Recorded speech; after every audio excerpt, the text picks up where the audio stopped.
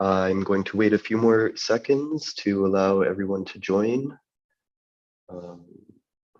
I see the numbers are rising at the bottom of the screen. If the session is being recorded, or it's like Chapman House rules and nothing is on record. This will be live streamed. It is currently being live streamed on our YouTube channel. Okay. Yeah.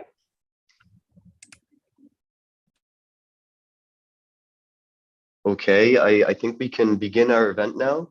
Hello and good afternoon from Brussels. My name is Dylan Macchiarini-Crossan, and I'm a research assistant in the Foreign Policy Unit here at the Center for European Policy Studies, and a member of the Young Thinkers Initiative organizing team.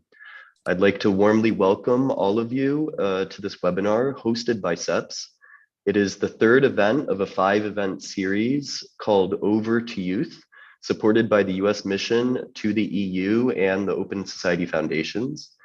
And it is aimed at bringing young and diverse voices to the table to discuss pertinent topics in a future-oriented way with expert panelists. I'd like to first begin this event with a thought towards our Ukrainian colleagues at CEPS, Ukrainian refugees, and valiant Ukrainian soldiers who are currently fighting against Russia's senseless and unprovoked invasion of Ukraine. We are here today to discuss hybrid threats, how they fit into the toolkit of Russia's aggressive behavior around the world, and the types of responses to those threats that we can and should try to enact.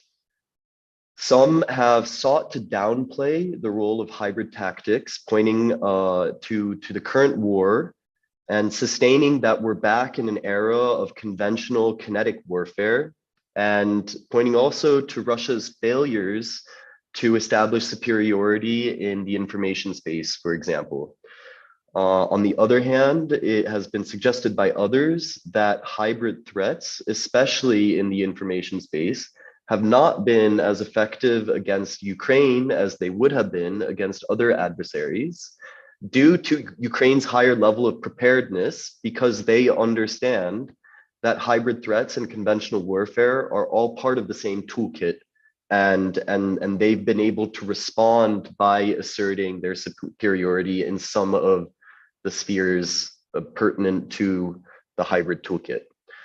So the question arises kind of naturally: what kind of hybrid toolkit are we seeing being employed in Ukraine and in Europe by Russia at the moment? And what does this mean for Europe, North America, Latin America, Africa, and Asia, and how we can collectively respond to hybrid threats originating from Russia and beyond?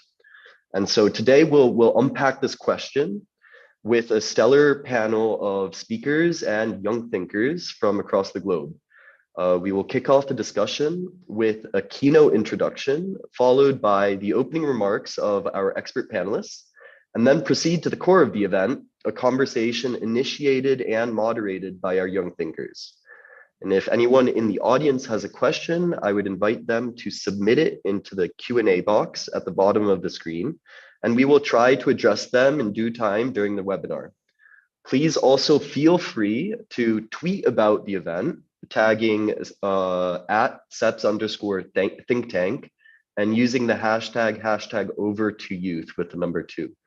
And also please feel free to tag the speakers. As we have a very busy agenda ahead, I've agreed with the speakers and the young thinkers that I will be strict on timing, and will allow them a maximum of 4 to 5 minutes for their opening remarks and a maximum of 3 minutes for responses. So with this introductory note, I'd like to hand the floor over to Maxime Lebrun, a senior analyst at the Center of Excellence for Countering Hybrid Threats, to kick off our discussion today. Maxime, the floor is yours.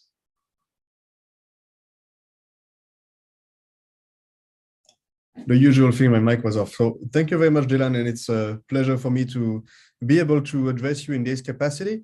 Because the event also is live streamed, I have to also mention that all of the points that I will develop here are in my personal capacity only and do not reflect any organization or institutional point of view of any of the participating states of the hybrid COE. So that's just for the usual disclaimer. But now to the depth of the subject. What I thought for this keynote speech is to briefly present, in my opinion, what can we learn from what led up to the Russian invasion of Ukraine, or to the Russian aggression against Ukraine, because Ukraine is resisting admirably, so we cannot necessarily speak about an invasion just yet.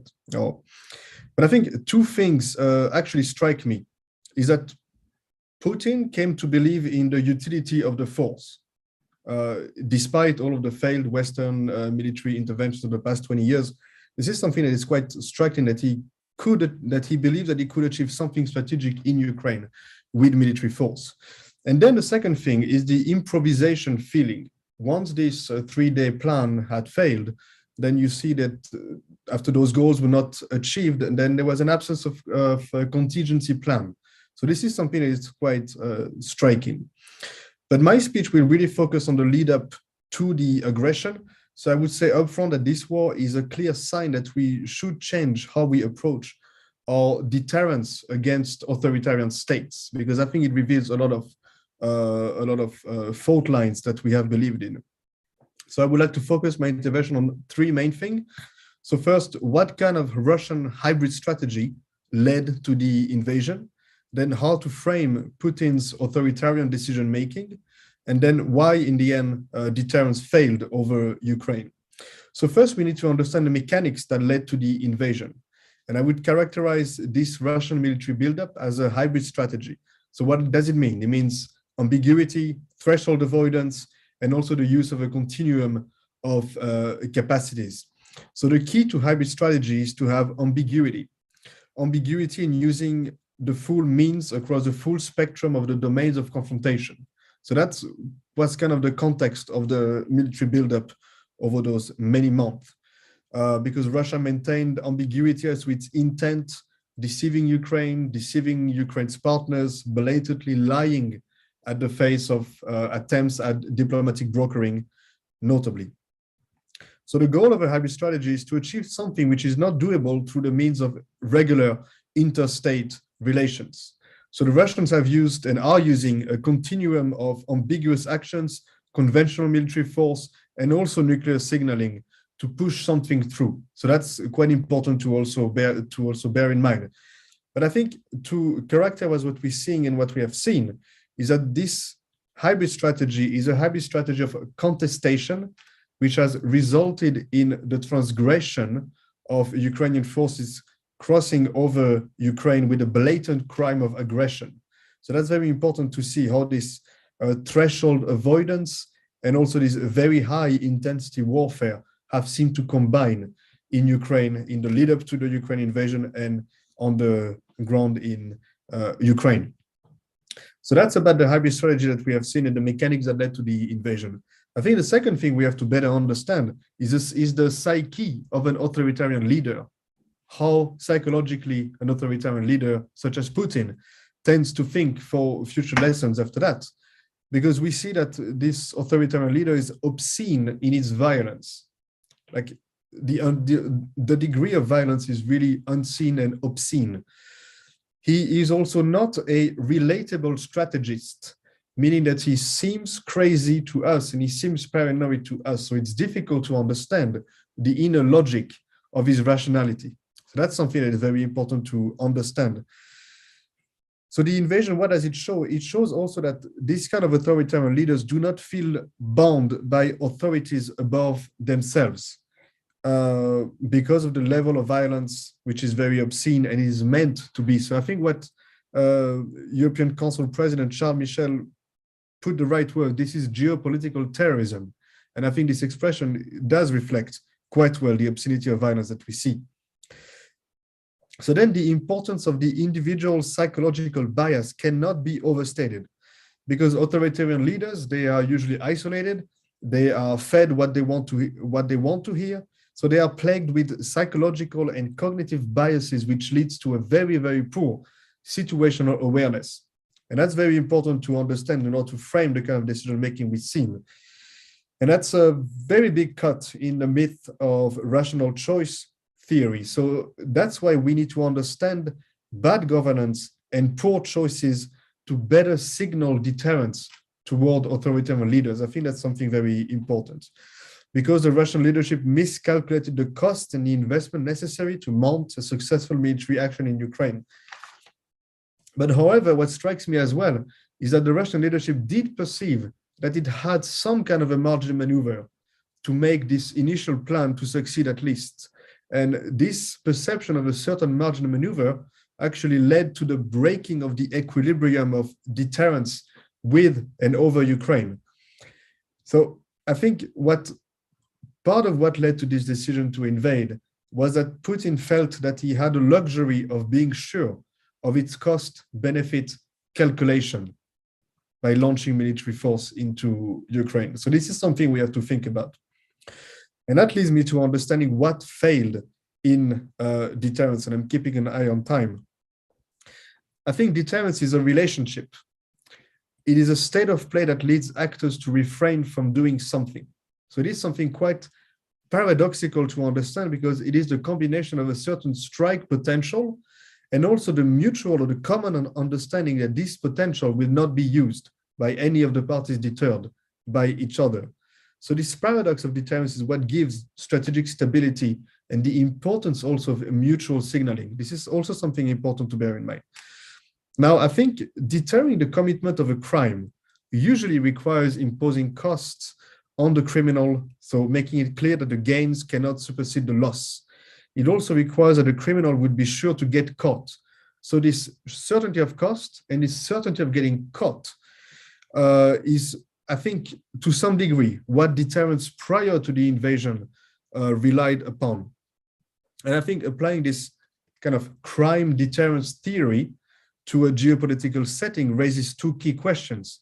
What if the criminal, i.e. Putin, doesn't care about getting caught? And what if the criminal has enough stamina to bear the costs? So how to complexify the cost-benefit calculation is very important to understand, because in geopolitics, you have no other superior adjudicating system than brute force itself, of course. So it means that what we communicate, what we manifest is extremely important. I think anything that eases the cost-benefit calculation should be absolutely avoided in the communication we have to the authoritarian leader that we aim to deter. And I think in that respect, Western, to make it simple, in brackets, Western diplomatic signaling prior to the Russian invasion of Ukraine was very abundant, including about the likelihood and the date of an attack, the sanctions considered, the costs imposed, how we could detect false flag operations, how we saw what was happening. But what is striking is that this kind of preemptive attribution did not deter the crime of aggression.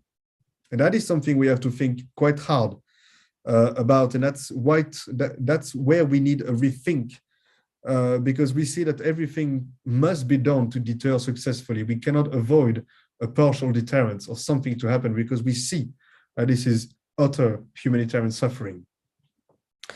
To conclude, and this may sound like easy think tank talk, but I think we need a more strategic approach to deterring the likes of the Russian attack on Ukraine. So how to deter hybrid strategies, authoritarian leaders which are not bound by authorities above, obscene in their violence, and very resilient to moral condemnations or to moral finger pointing.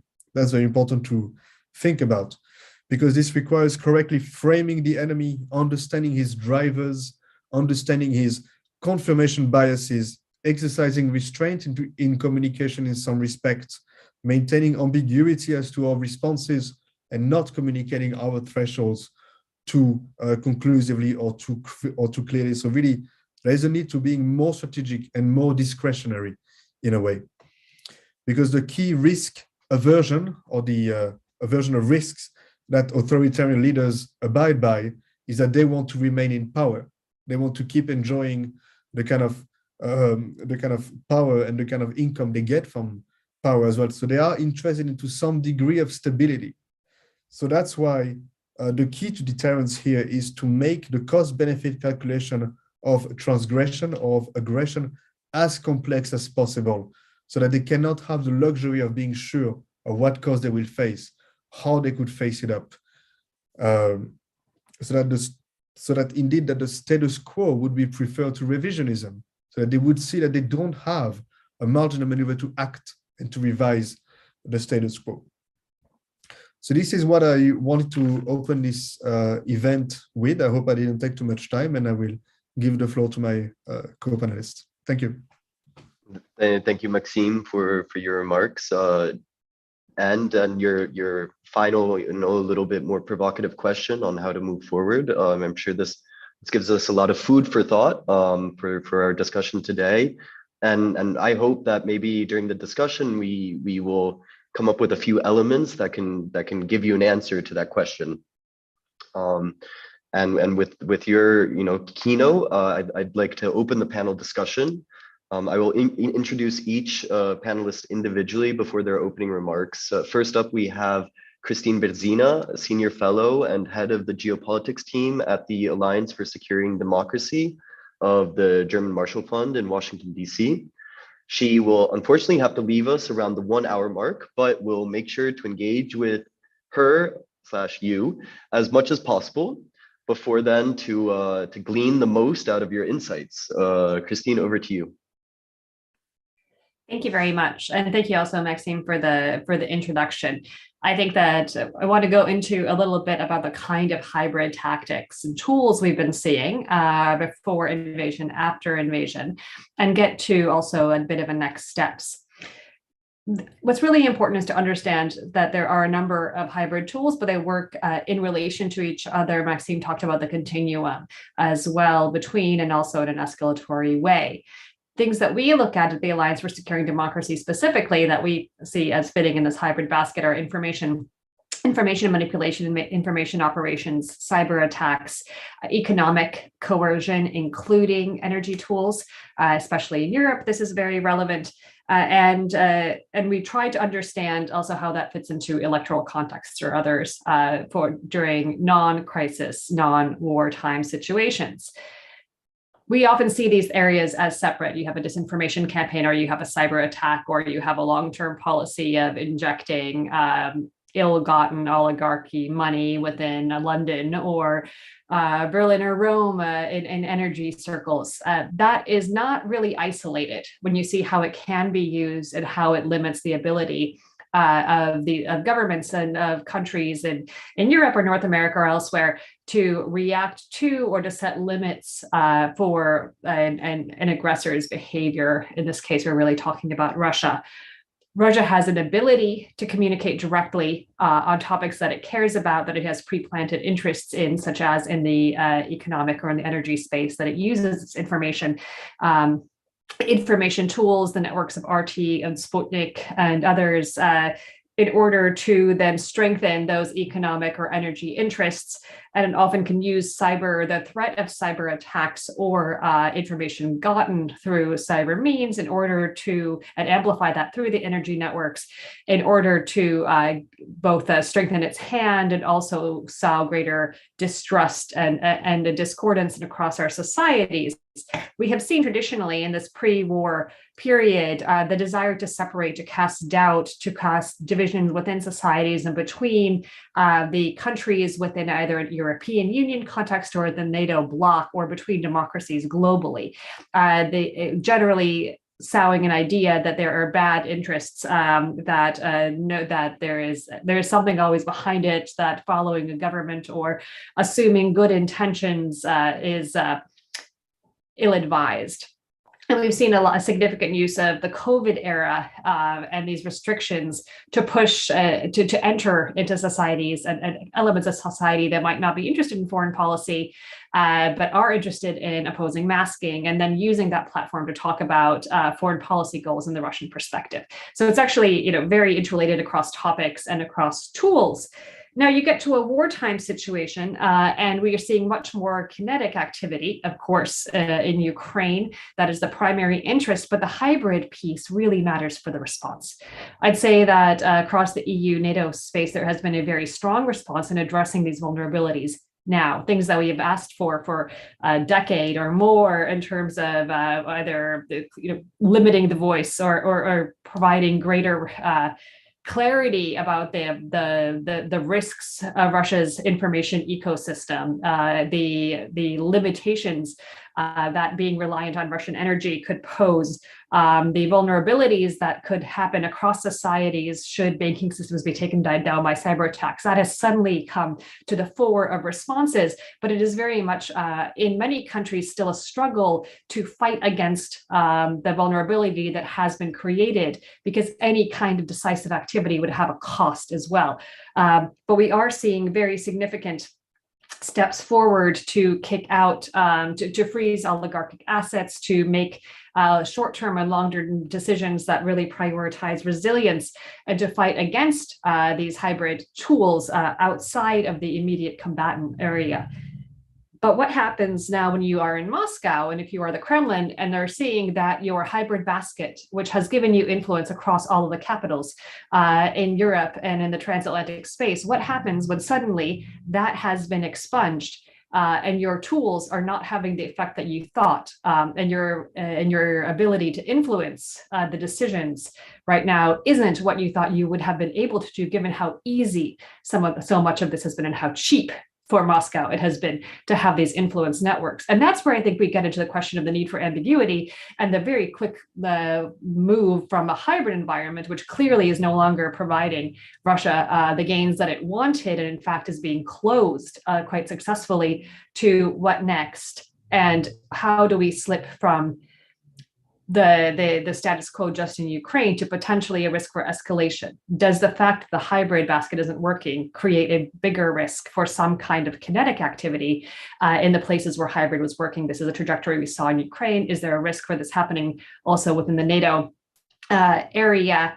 And again, how do we deal with this? I think the information, the pre-bunking, but also this need for ambiguity, as Maxime was saying, the need to make sure to understand that both we take this seriously, but having the unpredictability is very important. And this is perhaps a divergence between where we have seen policymaking be in the last few weeks, which has been very clear. But is there a permissiveness that comes from the kind of clarity there is, and should there be more of this ambiguity, which is what Russia has used so much to its advantage in the past? I think Maxime and I agree on a number of these points.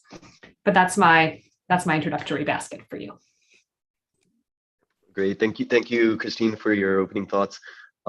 Next up, we have Dr. Ongwei Chong, Assistant Professor and Head of the National Security Studies Program at the S. Rajaratnam School of International Studies.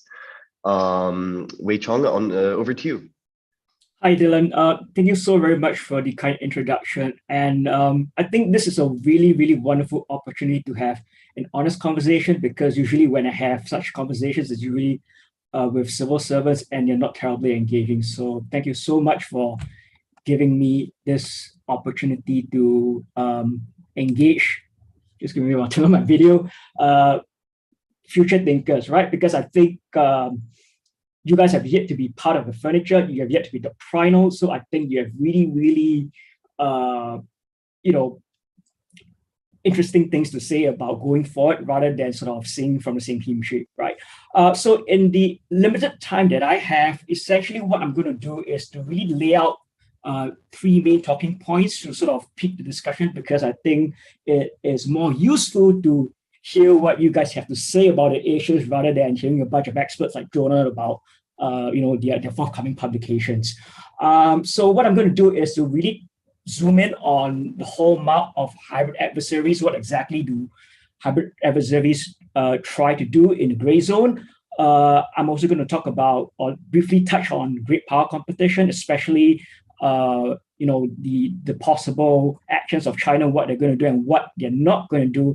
And finally, I'm going to end off by looking at implications and responses for small states. So I'm going to start off by sort of trying to segue into what the first two speakers have already touched on. What exactly are we looking at when we talk about hybrid warfare, as well as the associated concept of gray zone conflict? So I'm a military historian by training who's trying to masquerade as a pundit in a think tank world. But the benefit of being a military historian is that you tend to be able to see things or think things in time by connecting the past, present, and the future. So I would argue that hybrid warfare and resurgent conflict is not entirely new, but what we are really witnessing in the 21st century is really this fusion of non-military and non-kinetic tools with tactical actions. But the thing is that what is more important is really the non-kinetic aspect rather than the kinetic aspect, right? Because when we think about maneuver in the 21st century, it's not really the physical maneuver on a battlefield that is the most salient thing, but rather the command of attention. So this is where, yes, we are thinking about maneuver, but it's more in the cognitive space, stuff that you really cannot see on YouTube or Twitter. But it is really the central point. It's really to go back to this in terms of the hard war movement, right? It's really in the cognitive space rather than the physical domain. So I think when we look at 21st century hybrid warfare, it's really how a potential hybrid adversary integrates all its multidimensional capabilities in the military, political, information, economic sphere, and trying to push the boundaries. But the effect is very much in the cognitive space. But what we have seen so far with Ukraine is really the pushing of those boundaries and sort of really sort of being on the threshold of the red zone, right? The red lines that you do not want to cross, because once you cross that, well, it's going to be high intensity war. But what we're seeing in Ukraine is really the pushing of the boundaries that we have not seen ever with past hybrid actors or past actions of hybrid adversaries. So I think this is something really troubling that I think it's something that we really need to have a candid discussion about. So I'm going to move on to my next talking point, which is great power competition and how really the Chinese are going to respond. So I think there's a difference between China and Russia, because China, it's after all the second largest economy in the world, and whereas Russia, the size of the economy is about the size of South Korea, and China, they are far more integrated into the global economic system than Russia. And if we look at the choices confronting China, there are no really easy choices, because they have to sort of keep Russia on their side, but at the same point in time, they can't really sort of push the global economy over the edge, because we are living in a very fragile moment, right? But then again, we should not really expect a peer competitor like the Chinese to share the same values as the US, or by that extension, US. And so some of you would have noticed this 2-hour call that Biden had with his Chinese counterpart, Xi Jinping, and whether that's going to really sort of push negotiations. Well, I think I'm a little bit skeptical about this, because after all, you have to remember that in the case of the Chinese, they really do see the US as a peer competitor that is trying to constrain them as they try to sort of,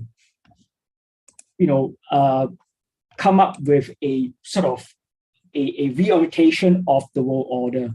I think this is a very important point, because if you look at Xi Jinping, his sort of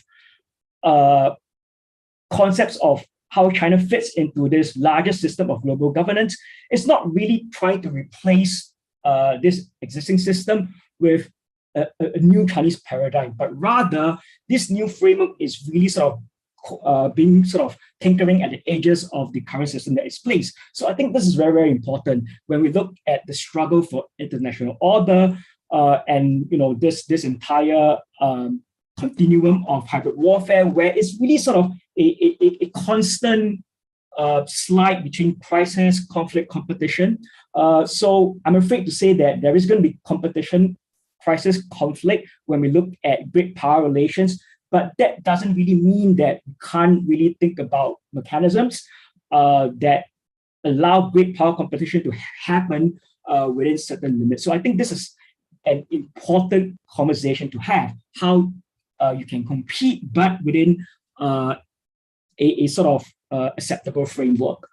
And finally, I'm going to talk about the other question which we've been asked to address, this sort of like trade-off between deterrence and resilience, I think we really do have to think about what deterrence means in the age of 21st century hybrid threats. And in many cases, when you are facing a potential hybrid adversary, he or she is not really going to sort of hit your military defenses at the get-go, right? So when, again, going back to this sort of advantage that you have as a historian, where you can connect the past, present, and future. We've seen numerous debates about, for example, how an emergent technology is really going to be a game changer. So take, for example, in the interwar period, you have this idea that the bomber is always going to get through, and civilian will is exceedingly weak, and you're going to bypass all surface forces, right? So we are seeing with the advent of cyber capabilities, how this can be sort of the absolute weapon of the future.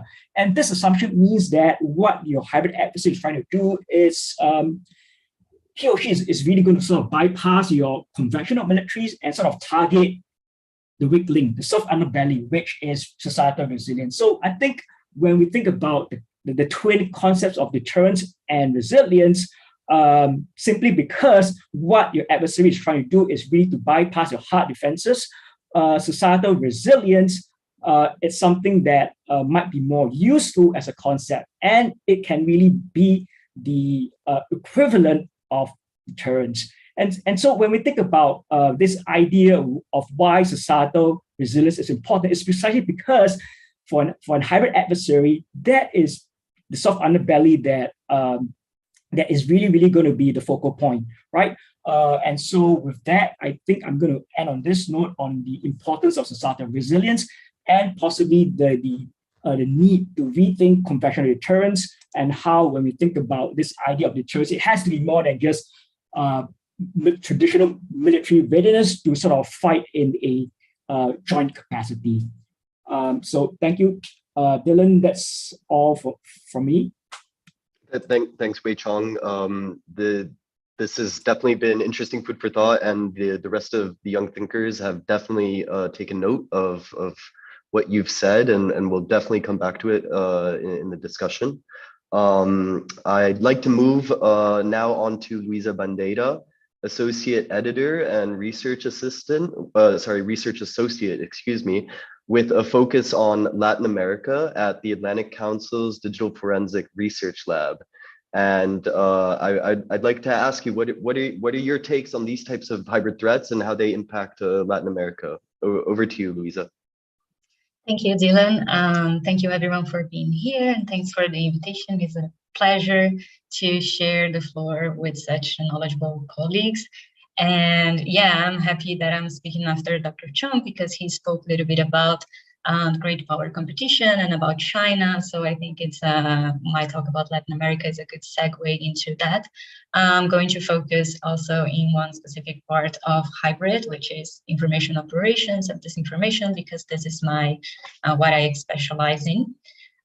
So just to give a little bit of context about Latin America, if you think about like the world in Cold War terms, we can see Latin America as like a space of the sphere of influence of the United States. So it is expected that what's happening in Ukraine right now, which used to be in the area of influence of the Soviet Union, it's going to have an impact in Latin America, because I think people here in Latin America think a lot on these terms, you know, like what's happening there. It's like kind of the same relationship that they have with Russia is the relationship that we have with the United States.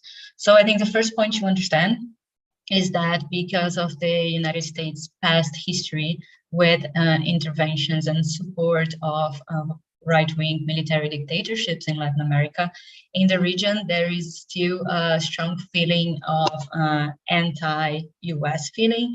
And Russia, this happens particularly among the left, and Russia is still seen as an alternative. So people think about like, okay, communist Soviet Union in comparison to the United States, capitalist and neoliberalist. So this is a way that people see the United States. So the influence of Russia, it's not economic, like if we think about the relationship of Latin America and China, for instance, it's a very strong economic relationship, but with Latin America and Russia and Latin America is going to be much more ideological / a little bit military. So what do we have in Latin America now? We have countries, authoritarian left-wing countries that are going to be kind of like automatic allies for Russia. This is Venezuela, Cuba, Nicaragua, for instance, and these countries have shown support for Russia since the beginning of the invasion. We also have a new phenomenon, relatively new, which is the far right gaining space in Latin America as well. So just like what we see in the United States, you know, the far right being close to Putin and to Russia, this idea that Putin is a very strong guy, a strong leader, a conservative leader, this is very appealing to the far right audience. And then in countries where you have a strong far right, such as Brazil, you're going to see supporters of the Brazilian president also supporting Putin and supporting Russia's actions. How is this manifesting in the digital space, the information space? I think like I've read so many articles about how Russia is winning the propaganda war and is winning on the information space. And I don't think it's 100% like that. So of course, there is a lot of like countries and a lot of information that it's correctly supporting Ukraine circulating here. But we also see a lot of Russian propaganda. So in a way, Russia and Putin are leveraging Latin America, and as they always do, to pose strategic threats to the United States. And the way that this propaganda is circulating is mostly through state media. Christine mentioned that RT and Sputnik, they are a very important part of Russia's hybrid information operations toolkit. And if you think about these outlets, state-backed outlets, they have been strong in Latin America for a while now.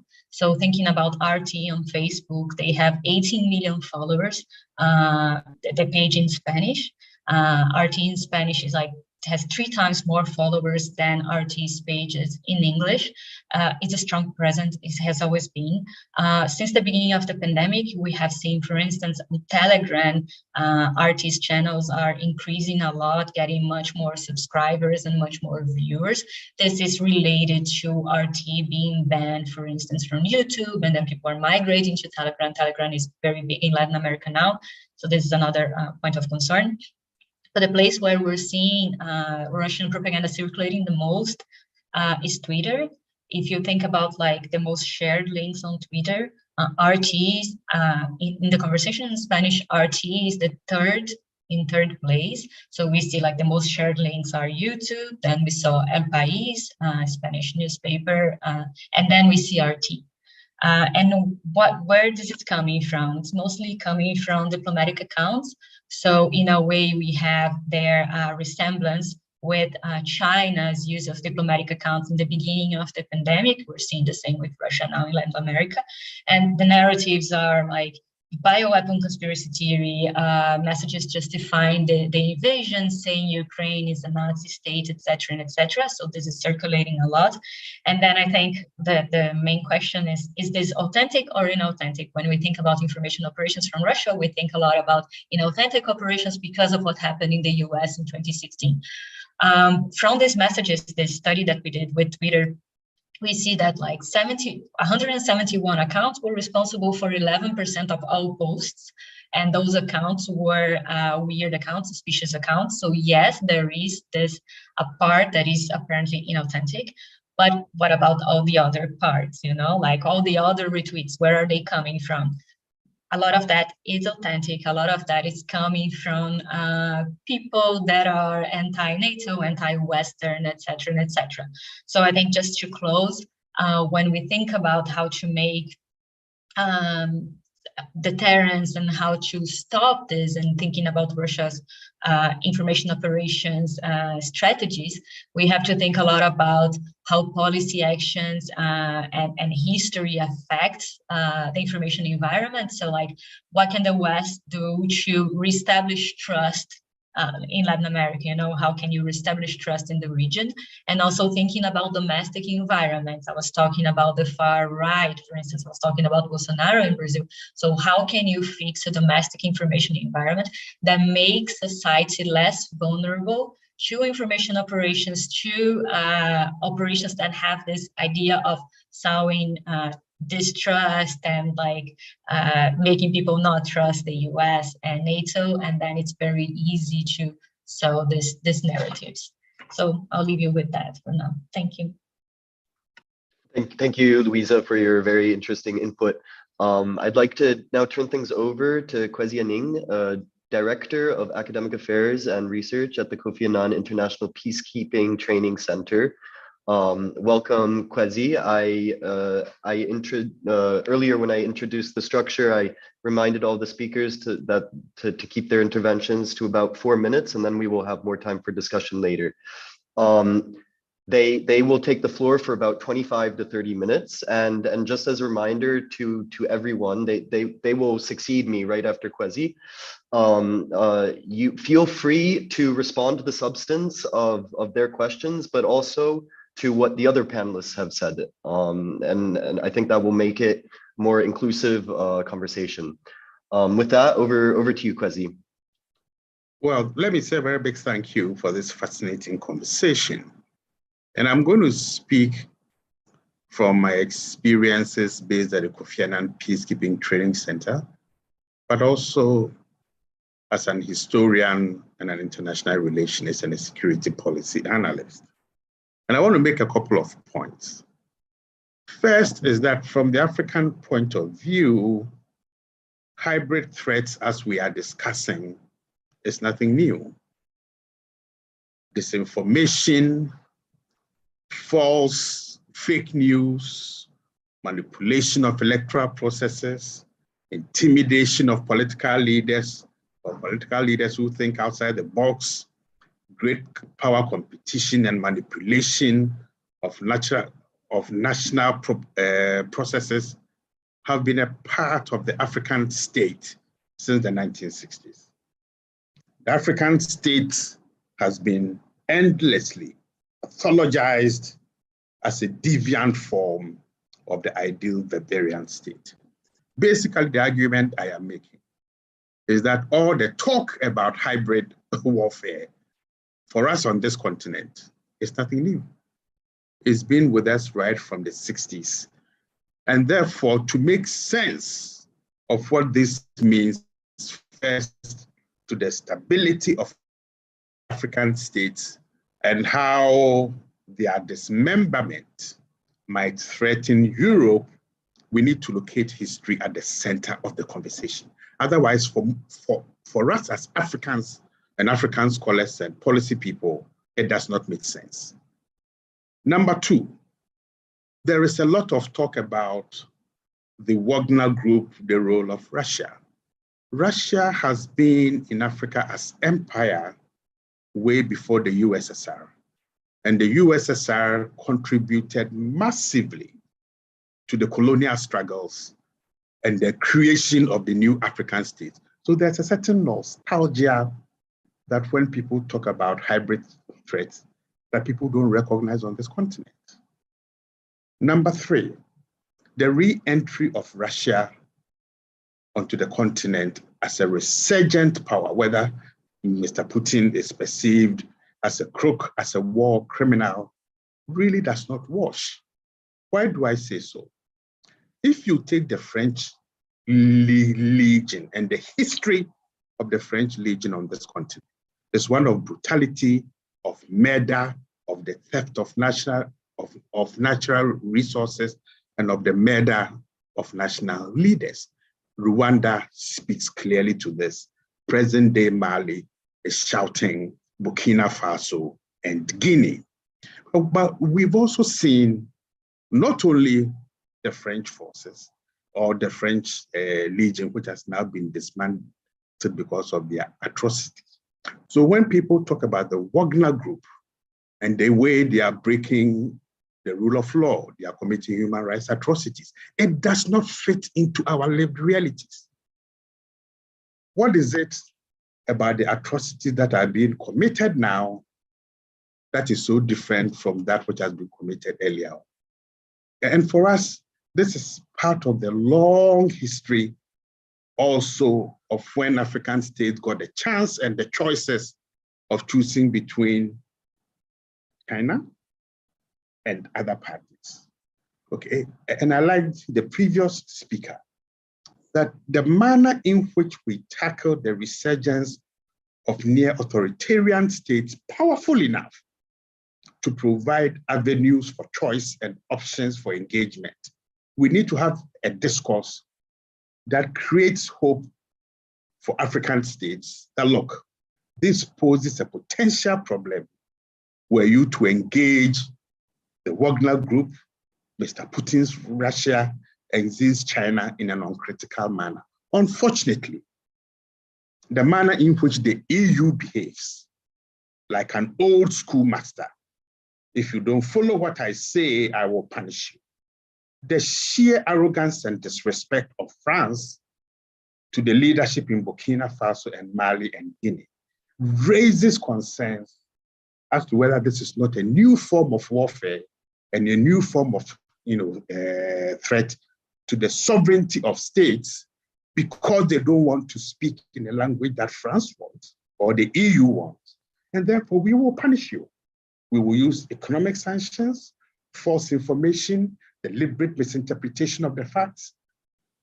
Be that as it may, from where I sit, and I want to speak about my second point, it's about how do we build resilience and to resist these rapidly transforming forms of warfare. And here I want to bring the nature of the state back into the conversation. We need to build resilience predicated on communities and holding the state accountable in delivering public welfare goods, but also security. That more often than not, those who represent the state do not speak on behalf of their people. So they cut deals with Paris, with London, with Washington, with Tokyo, and with Brussels. And those deals don't mean anything for the ordinary people who become the victims of these deals. So were you to come to this continent, choose 5 countries randomly and talk to people randomly about what hybrid warfare means and how Russia is fighting this hybrid warfare, 9 out of 10 will tell you, but there's nothing new here. Absolutely. So the type of narratives, even amongst ourselves, as scholars, as think tankers, and people who are members of this epistemic community who have access, is that we must bring history in and moderate what we perceive to be the threat and not generalize this threat, because in most other places, it does not mean anything. And that reflects in the voting patterns that we are seeing also, okay, at the UN and in other fora.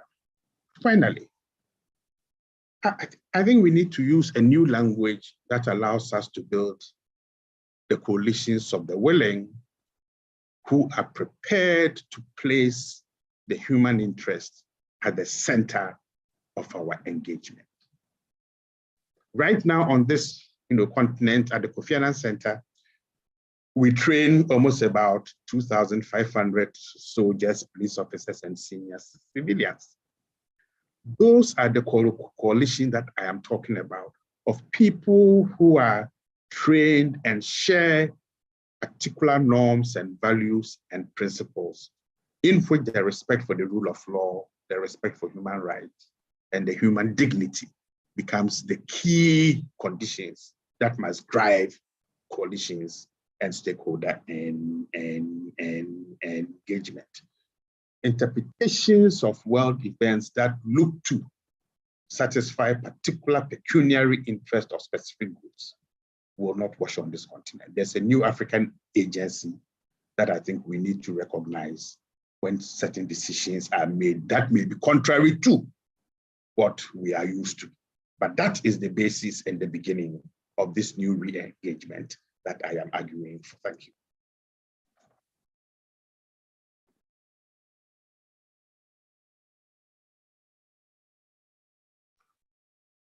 Stella, over to you.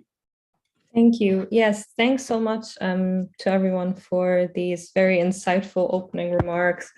I'm just briefly going to introduce myself. My name is Stella Maya. I'm board member and communications director at the Student Think Tank for Europe-Asia Relations. And my research focus is on politics, online disinformation, and free speech. And that's also where I'd like to kick off the discussion, because both governments and civil societies are subject to disinformation campaigns and cyber attacks. And we've also heard already that trust is a key element in this, but even societies where trust in the government is high are susceptible to disinformation campaigns, because these campaigns tend to be very targeted and specific to local circumstances and vulnerabilities, and then they're more effective.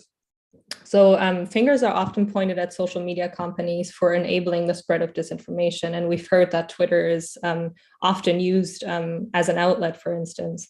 So apart from the fact that social media policies are still lacking, legislation and law in general cannot really be applied on a global scale, because again, we need to consider local contexts, such as varying degrees of free speech. So approaching hybrid threats from just one angle, in that case, the legal angle, for instance, doesn't seem right. So Christine has already touched on some of these points. Maybe you want to chime in on my questions here, which would be how do we find a global holistic approach to address disinformation campaigns and cyber attacks while still considering local circumstances? So more specifically, what might such an approach look like, and who should be involved in it? And then related to that, considering that the perpetrator in some cases can be the government or state itself, sometimes targeting their own population, as is the case with Russia right now, how can we empower civil society and make them part of the solution? Can I jump in, Dylan, directly? So I think that you are right that a lot of the tools that are available is essentially limited, right? And any kind of restriction that is put in place could have the inadvertent effects, of course, of being used then as precedent by more restrictive governments in order to limit the voice of civil society. So the balance here is very hard. Plus, even if we look at what's happening in Europe right now with the limitation of availability and access to RT and Sputnik on various channels and distributors, it doesn't mean that content isn't being generated and available outside of the countries from which the access is being denied. So exactly as Luisa said, RT in Espanol has a massive audience, partially it could be in Spain, but Latin America is by far the bigger audience. RT in French has a French audience, but also a very large Francophone African audience. That is still completely available. If you are accessing from Africa, if you're trying to get RT in French, you can still do it. So even the restrictions that are being put in place in Europe right now because of the war, the information is perfectly alive outside of that particular geographical context. And it has this question of, well, what was the procedural element here? On the other hand, it really matters to not have that availability of for Russia not to have this waiting audience of essentially anti-vaxxers in many places, or people unhappy with restrictions who suddenly become pro-Russian foreign policy folks, right? And that vector is also very dangerous. And so I agree that this is a very challenging piece. You could always say, oh, think about the background of where you're coming from, but I think a problem altogether is the lack of a plurality of voices.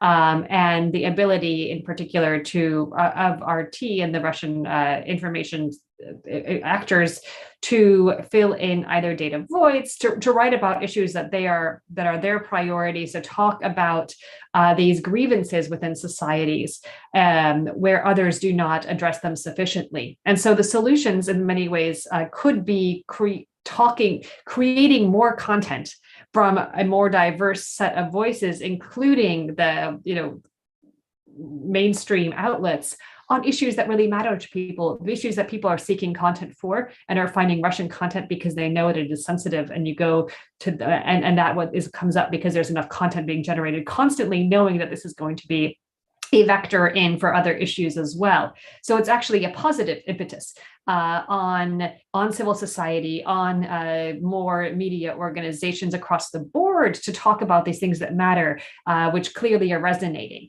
right? It's to show and to engage and to create more, and to do it in a way that with an understanding of how the algorithms work, which is frequent content, make it fresh. Just because you wrote something once doesn't mean that you just never address it again and say, oh, I did that 3 years ago, but instead to feed the desire for this and to create a plurality of voices.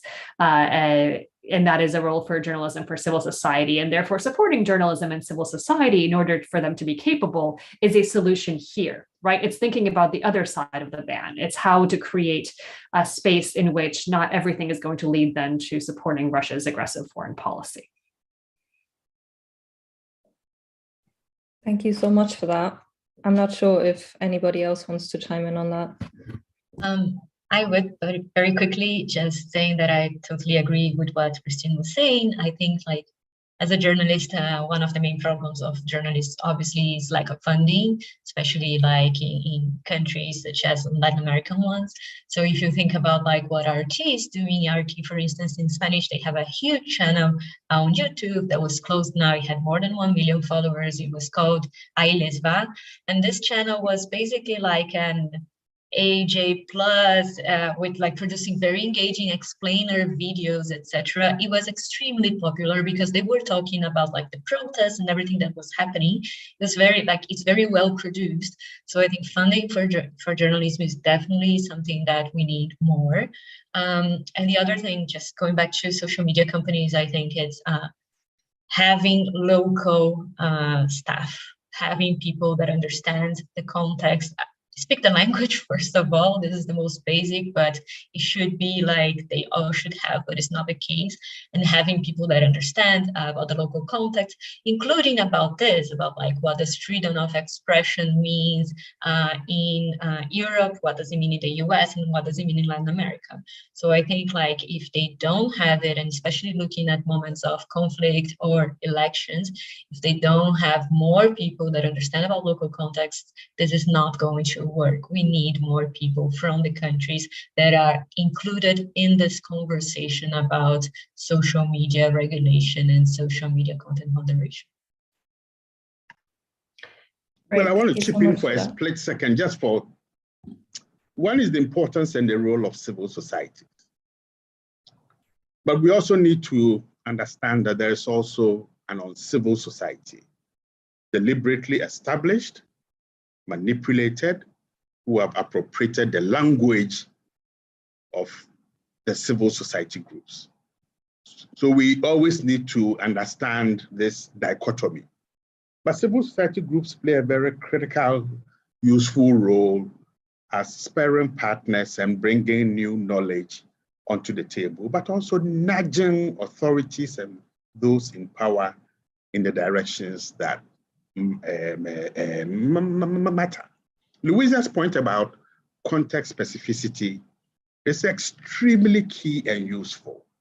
Context specificity brings in the cultural diversity and the sensitivity or the sensitivities that we need to bring to understanding and analyzing an issue in a manner that it gets the understanding, the sympathy, and the buy-in that is necessary. More often than not, if we take the manner in which the Russian-Ukraine war has been reported, I mean, for me, sitting in Africa, the signal that it sends is that we are surprised that there is war in Europe.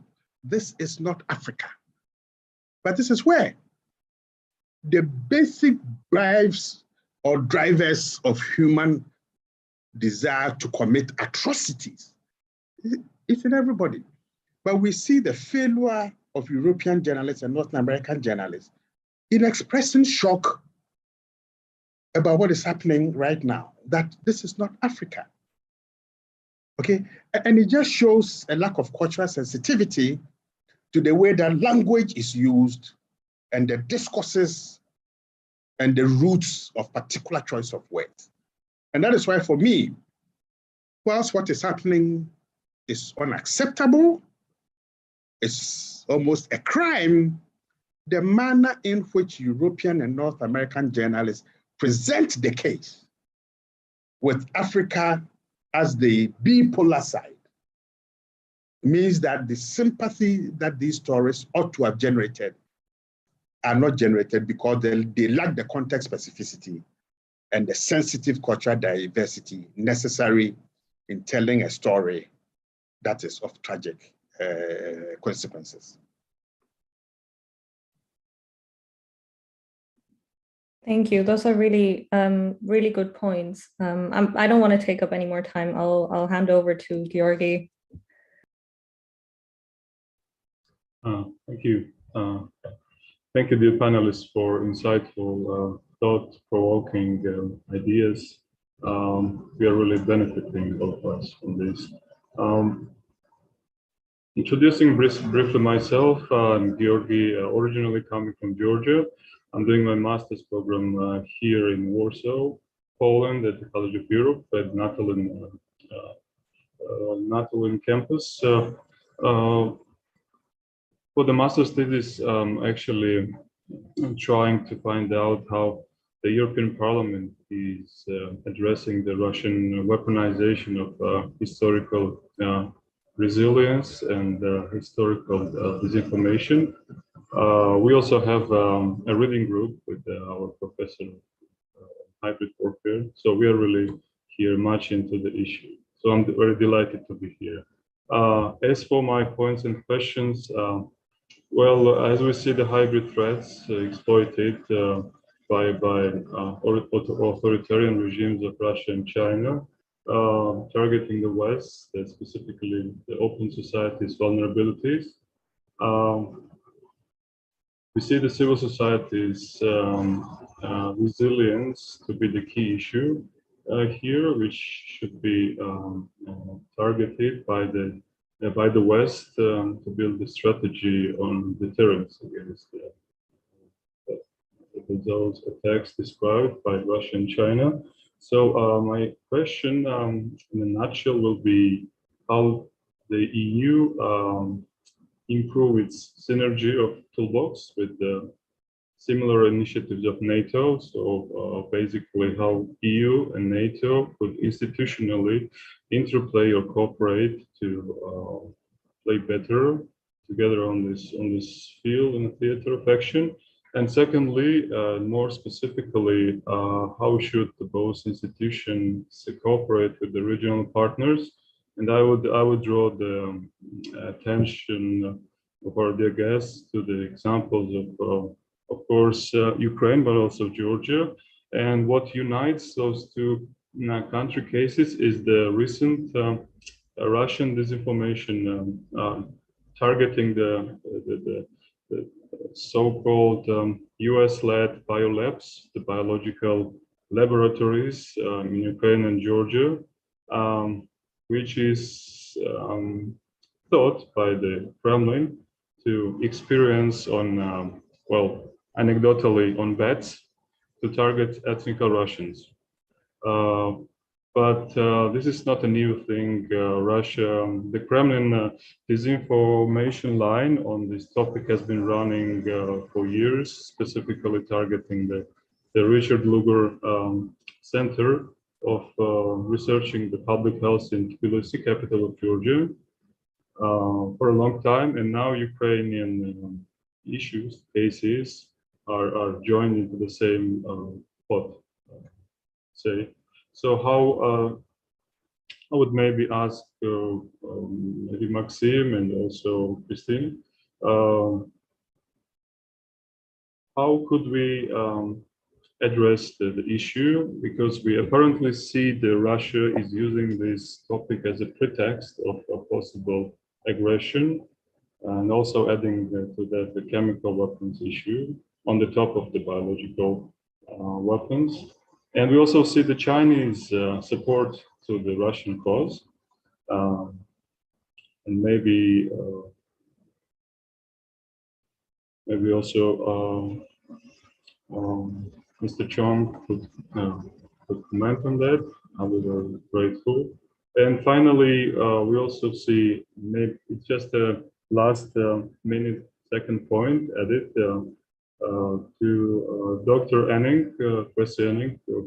Well, we also see Russian mercenary group Wagner, the so-called Wagner group, operating in sub-Saharan Africa recently. And besides its purely military activities, it recently has started to actually influence the local political agendas, like elections and so forth.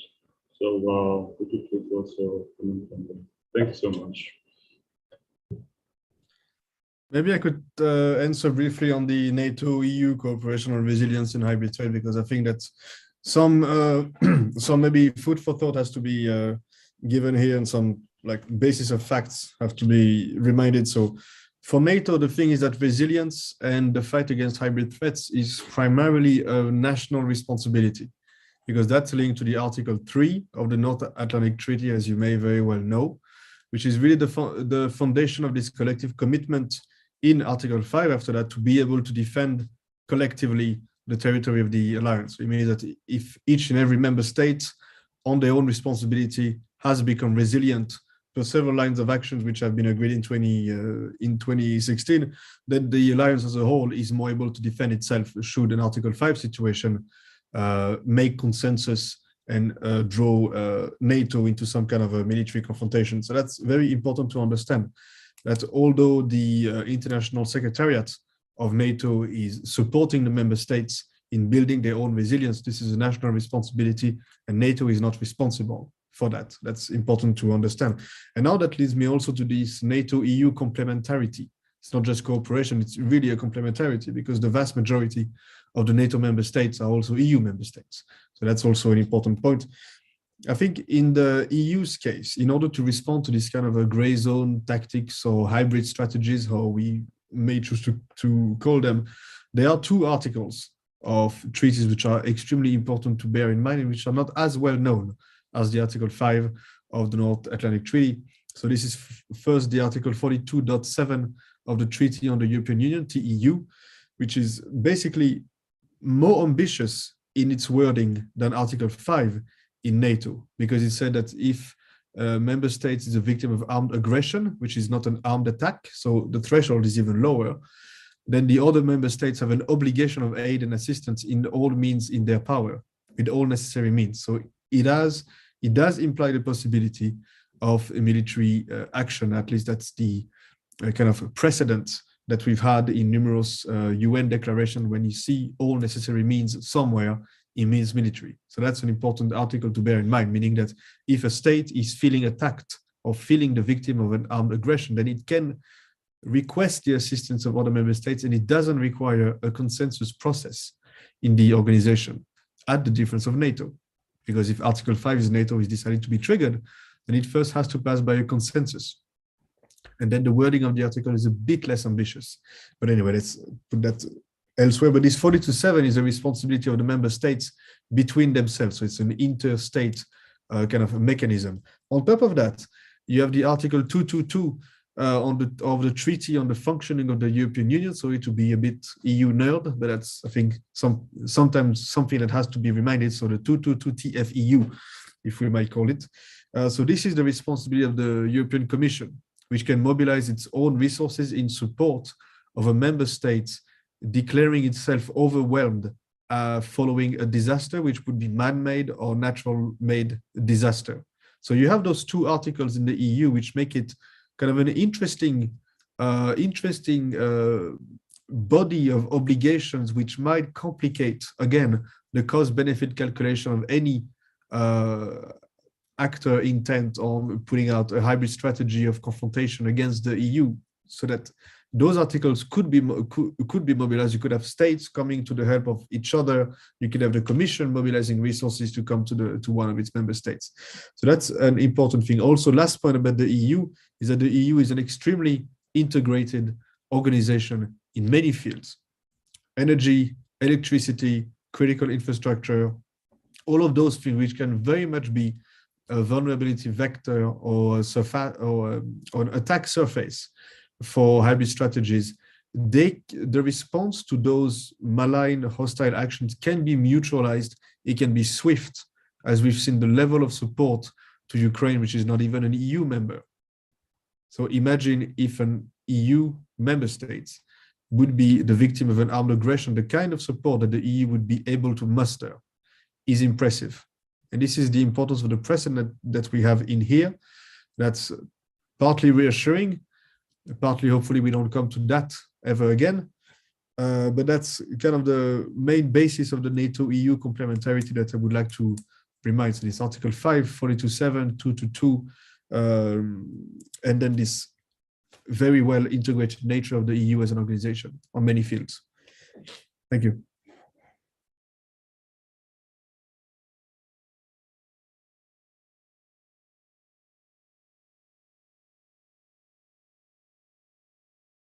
Hi, Yogi. Thank you so much for your question about China's role. And I would like to sort of address this by sort of looking at the Southeast Asian context.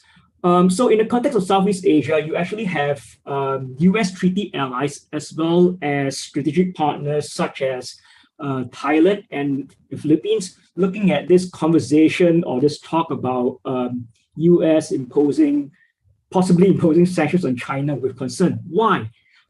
Because they are concerned that if the US were to impose sanctions on China, this very well could also be imposed on them if they do not take the side of the US on this. So, you know, in the West, you actually have this phenomenon of coalescing of will, this united will to act in the face of Russian aggression. But if you look at the response of Southeast Asia, it is rather, for lack of a better term, divided. There is no united ASEAN response. So as you know, ASEAN is the Association of Southeast Asian Nations, right? So, you know, Singapore has actually sort of supported sanctions, but you don't really see the same commitment from the rest of the ASEAN countries. And going back to my point, because you have Southeast Asian countries, despite them being strategic partners or even treaty allies, not wanting to choose sides, because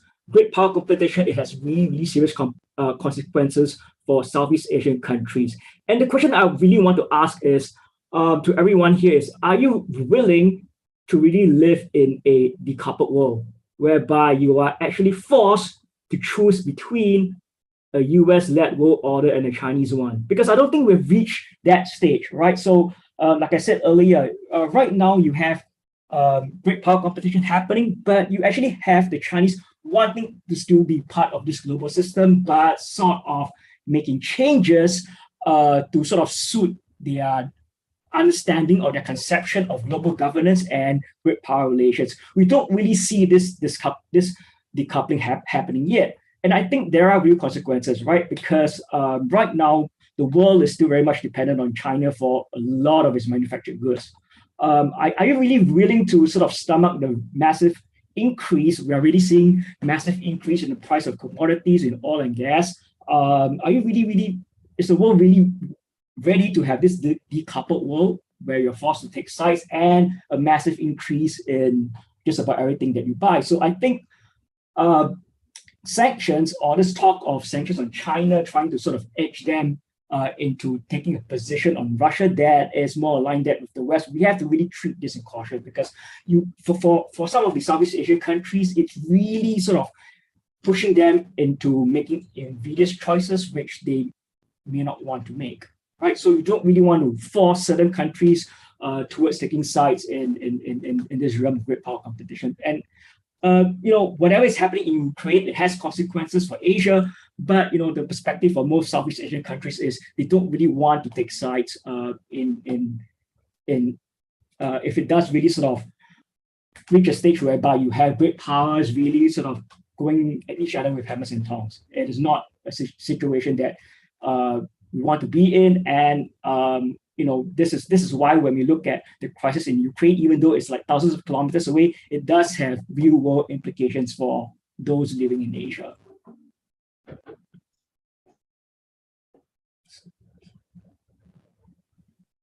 Well, I think there was a question about the Wagner Group. I think we need to understand the privatization of security in a much wider sense than this particular group.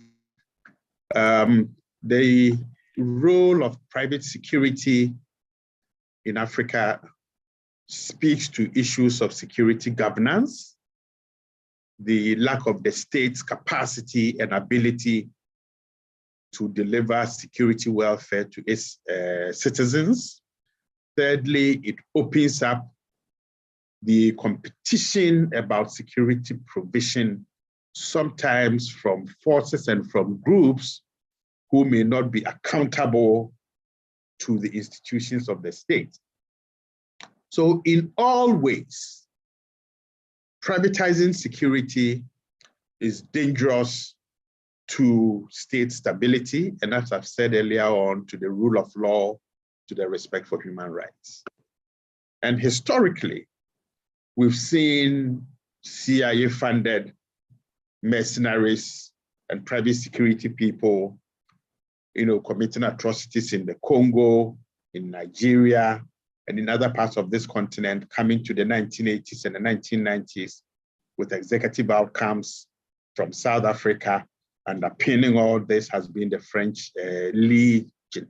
The Wagner Group is just the new kid on the block, continuing a 60-year tradition of state inability to provide security to its citizens, and in desperation, seeking privatized groups who are not accountable to anyone.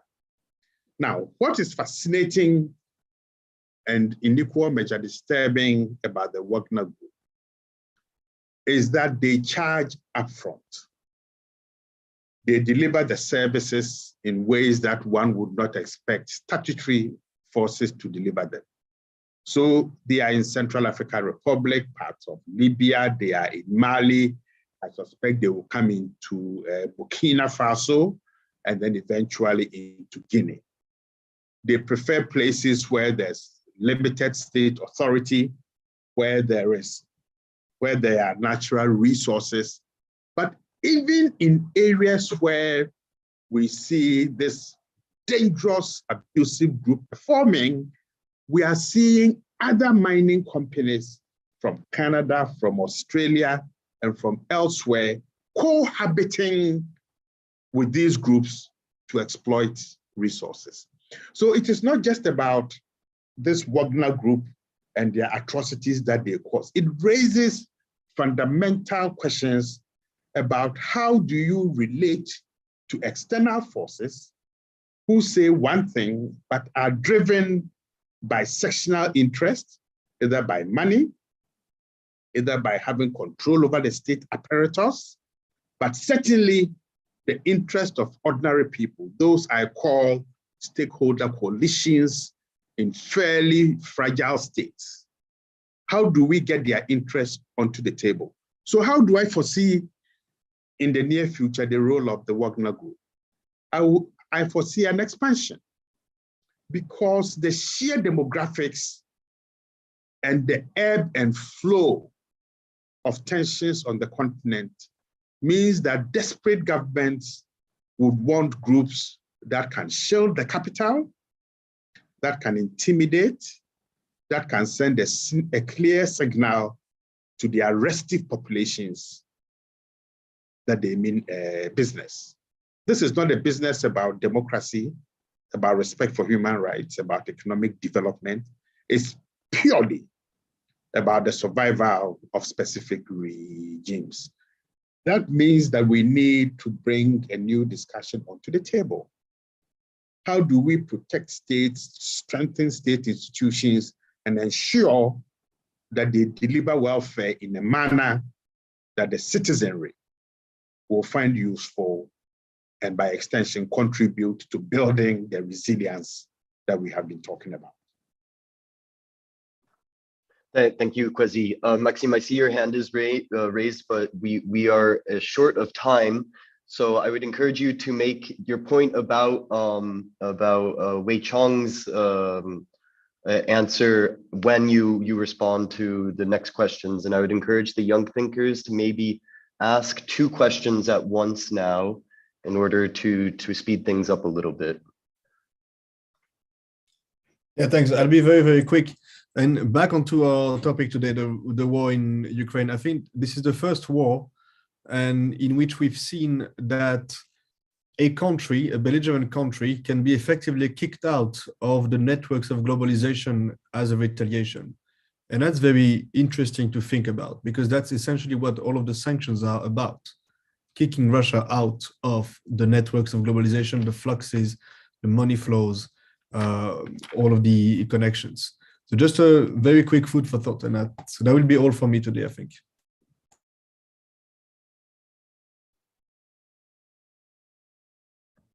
Thank you, dear speakers. So I'd like to pass the torch to Ines. Yeah, first of all, thank you all for such insightful presentations and discussion. My name is Ines and I am an intern at the Asser Institute. And since I'm in the process of specializing in migration law, my answer is about one specific type of hybrid threat, which is the weaponization of migrants. So migration has been widely used throughout history as a political weapon to coerce countries to act in a certain way. We have examples at the international context, such as the Pakistan pressure against India in 1971, or the case in 1980 when Fidel Castro coerced the US by sending more than 100,000 Cuban migrants to Florida. And also at the European context, we have plenty of examples such as Gaddafi, Erdogan, Lukashenko, and also the Moroccan conflict with Western Sahara, which has also involved Spain just now when Spain has surrendered, so to say, and has decided to side with Morocco instead of protecting the Western Sahara as a response of the unleashing of thousands of migrants just last May. So yeah, my question will be, and I think that's quite difficult, but yeah, how to react globally to these events. And also with regards to Russia, I don't see this intention here because Russia, its objectives to start the war were quite different. But maybe the massive flows of refugees from Ukraine certainly puts pressure on the Union to maybe surrender as well, and to Putin's demands, just to make the flows end. So yeah, how to react globally to these threats, or even blackmailing, maybe sanctions, or maybe military intervention. I want to know your opinion. Maybe Maxime, you have talked about global governance, so maybe you have an answer. But in general, how to build resilience to prevent these issues. But yeah, preventing it's quite difficult. So maybe how to react. I am open to hearing all your comments from every speaker who wants to join the discussion. Dan, would you like to add your question in really quickly as well? Of course. Thanks, Dylan, and thanks to all the other panelists for your insights so far and the attendees. My name's Dan Zebarth. I'm currently a PhD student in the Department of Political Science at George Washington University, and I'm also an editor and outreach assistant at the Institute for a Greater Europe, a youth-led student think tank in Brussels, based in Brussels. My question today focuses specifically on the place of natural resources in hybrid threats. So the Russian invasion of Ukraine has truly highlighted the interdependence of global energy and food networks and the threat that disruption to these networks can pose to political stability and the well-being of citizens.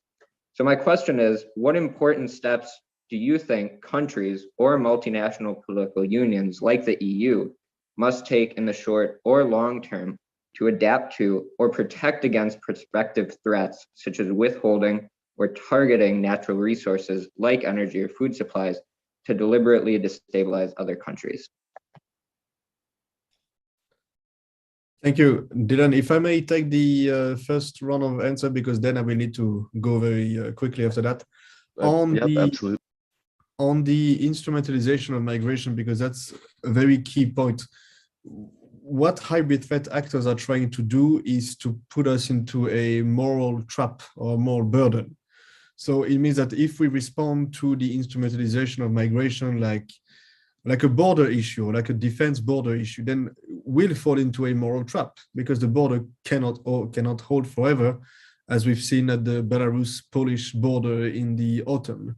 My point in here is that we will better counter the instrumentalization of migration by making our processes to work, meaning by ensuring that the universal human rights of claiming asylum can be respected in those instances as well, meaning that our states need to work, they need to process the applications, they need to provide safe entry point, they need to provide safe passage in order to treat that, not consider the border as either open or closed, but as a system that liberal democratic states, based on the rule of law and the respect of the universal human rights of claiming asylum, actually show respect for it.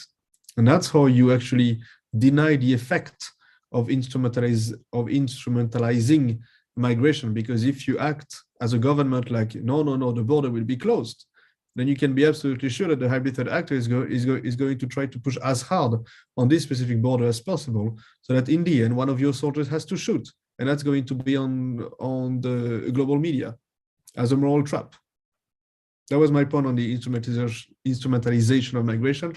And I'm sorry, I don't have an answer for the natural resources or the food, because I'm absolutely not an expert on that, and I will need to go. Thank you very much for your attention. That was a pleasure for me. And please don't hesitate to send me questions. I think Dylan can give you all my email and contact details, and I'll be happy to answer. Many thanks, Maxime.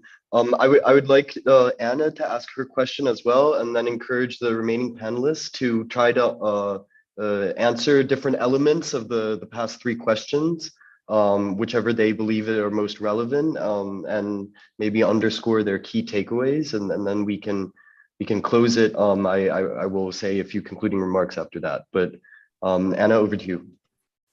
Thank you, Dylan. My name is Anna Cannon. I'm currently studying European foreign and security policy at Sciences Po. So I was wondering, we've spoken a lot about different forms of cyber threats and especially hybrid threats. So therefore, my question would be, how should Western democracies, or how can Western democracies react to such hybrid campaigns led against them? Because according to my understanding, what these hybrid campaigns seek to achieve is precisely to undermine the trust in Western democracy and in government. So therefore, I was wondering, to what extent can and should democratic governments reciprocate hybrid campaigns, such as disinformation campaigns, using the hybrid tools at their own disposal? Gosh, how many panelists do we have left? Okay, let me try we are 2 minutes over time, but if everyone's okay with it, we can maybe push to 3:40 Central European time, so 8 minutes from now.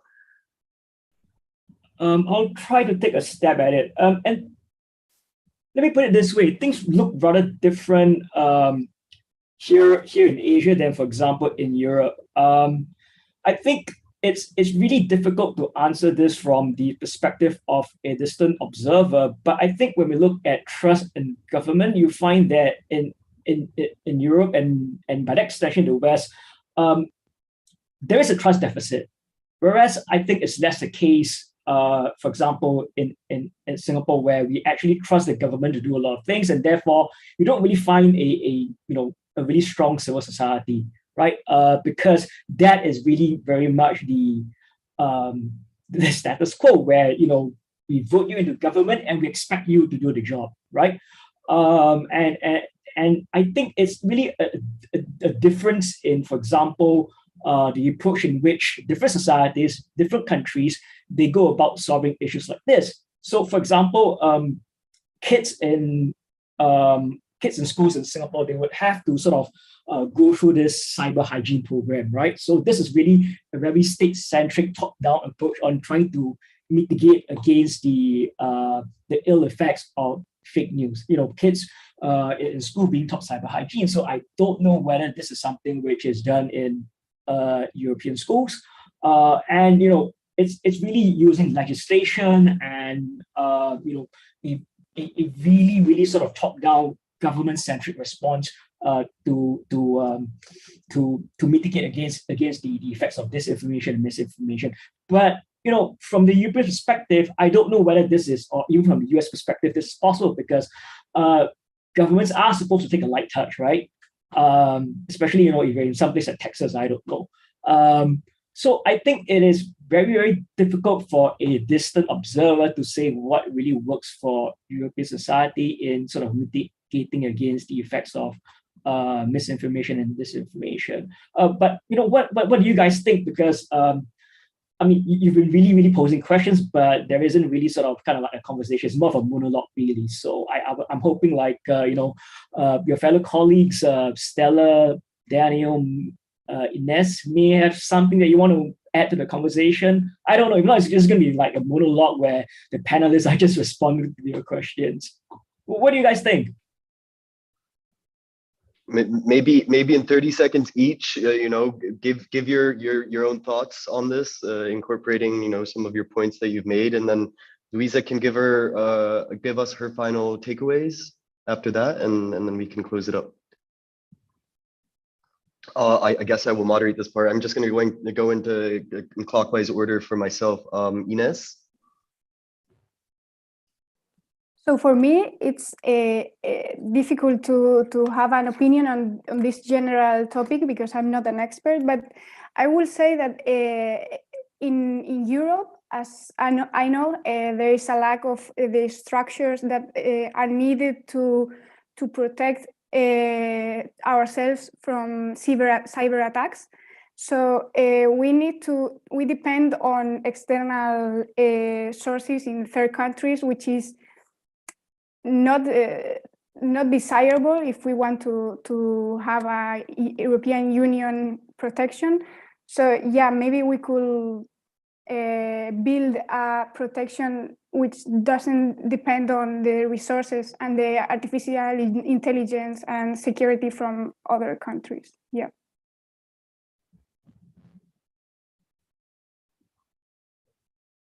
Sure, Anna.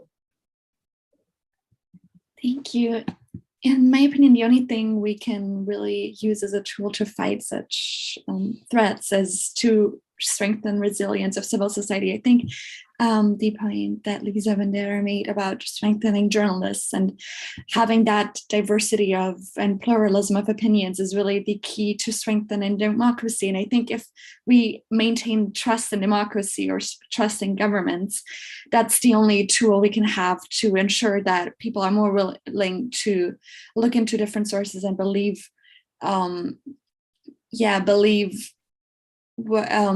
don't fall victim to these disinformation campaigns, and therefore don't lose trust in democracy. Cool. Over to you, Stella. This is such a difficult topic because you have to look at it from so many different angles, and I think that's kind of the issue. So I think in order to tackle that, we kind of have to all pull our forces together and kind of see how we can find a solution to that. I'm not really sure how retaliation is going to help, but I agree with what has been said before, that diversity matters and that we need to understand how these platforms work and how the algorithms work.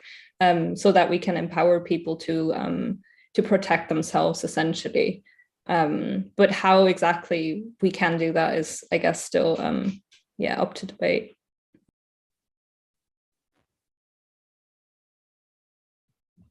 Great, Dan? Yeah, like everyone has said before, it's obviously an important issue and something that's there's not a one-size-fits-all solution, probably.